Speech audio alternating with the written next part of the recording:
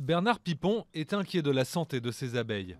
Installées il y a 5 ans, ces ruches souffrent d'un taux de mortalité anormalement élevé. Cette année, sur 5 colonies que j'avais en début d'hiver, eh bien, il n'en reste plus que 2. Les autres sont toutes mortes. Bernard soupçonne l'épandage de pesticides d'être à l'origine de la mort des abeilles. Son hectare de propriété est en effet situé entre 2 exploitations agricoles, un cultivateur de céréales et un arboriculteur.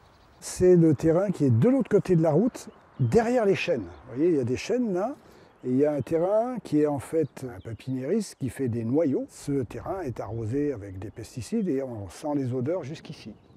Je comprends qu'ils aient besoin de traiter, mais ils peuvent utiliser des produits naturels et qui ne perturbent pas, on va dire, l'équilibre de la nature en quelque sorte.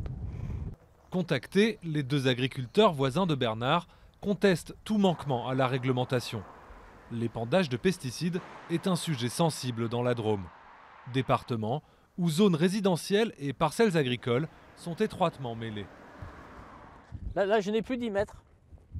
Là, si je m'en tiens à la réglementation, je n'ai plus d'10 mètres. Donc, dès que je vais utiliser de la chimie de synthèse, je ne vais pas faire ce rang.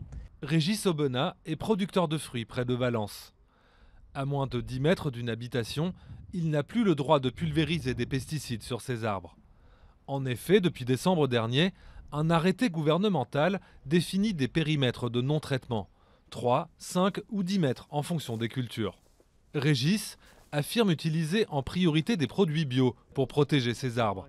Mais selon lui, impossible de travailler sans aucun produit chimique. En ce moment, le risque sanitaire principal, c'est ce qu'on appelle le psylle. C'est un tout petit insecte qui arrive des montagnes. Dès qu'on va être en post-floraison, donc après la fleur, là on utilisera de la chimie de synthèse.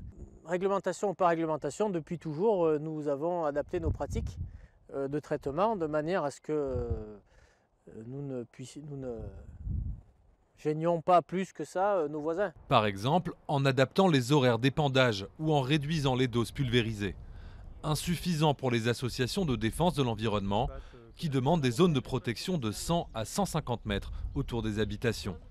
Des associations qui refusent pour l'instant de signer la charte d'engagement censée réunir agriculteurs et riverains dans la Drôme, une charte pas assez protectrice selon elles.